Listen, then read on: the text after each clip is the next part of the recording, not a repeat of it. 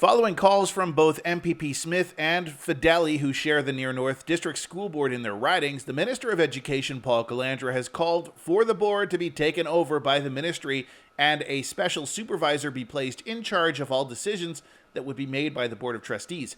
It's a move that advocate for accountability Amy Black in Parry Sound says they saw coming a mile away. So we're not surprised that Minister Calandra has stepped in. We figured it would be this week.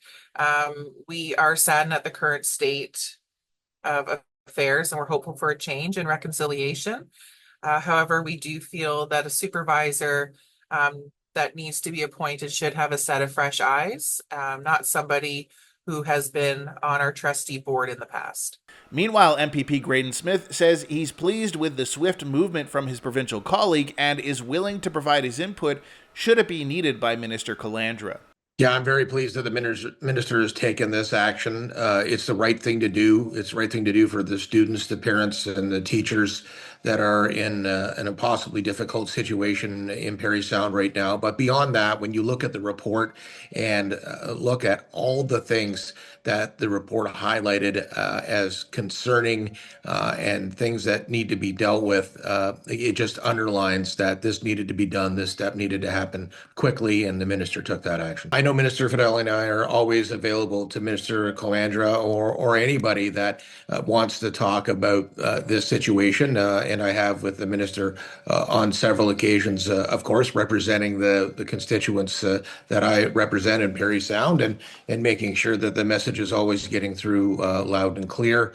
I know the minister is very, very personally interested in what is going on here because of the concerns, again, that were expressed through the report, the concerns that have been expressed from parents and students and teachers in the community in Parry Sound. I mean, this is a failure of management. This is significant, deep-rooted dysfunction, and it's really, played out in the worst possible way for students in Parry Sound. So the minister knows he can pick up the phone and talk to me anytime. And, if I think there's something that needs to be shared with him, I'll certainly be doing that as well. The newly appointed Board of Trustees Chair, Jay Aspin, who is now no longer able to speak on behalf of the board, and Director of Education, Craig Miles, were expected to make a deputation on the K-12 mega school situation at Parry Sound Council later this week. But Black suspects that is no longer happening due to this change-up. We weren't really hopeful it would anyways, just based on past history. And now with this change, with all the trustees being relieved of their duties, it did state that originally it was Jay Aspin and Craig Miles doing the deputation. But if Craig Miles is on medical leave, then we're not too sure why his name is in there, if he is to take over the meeting or if somebody is in his place, but it seems like it just will be canceled altogether.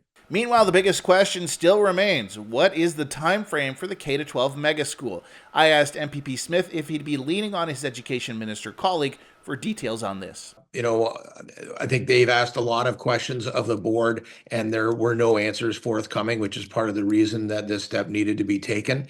So the minister needs to kind of get in place and in position and seek answers to all these questions that the community is asking.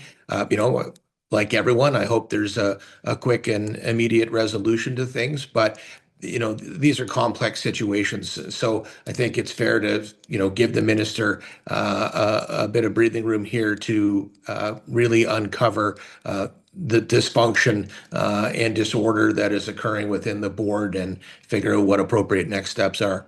And as for Black, she just wants accountability for the parents and especially the students. Our priority is that the students have a timeline and the staff have a timeline is when they can get back to regular learning. Accountability from the top is also something we want to see, because if you take out all of the trustees, but you still have incompetent leadership at the top, those students need a formal apology.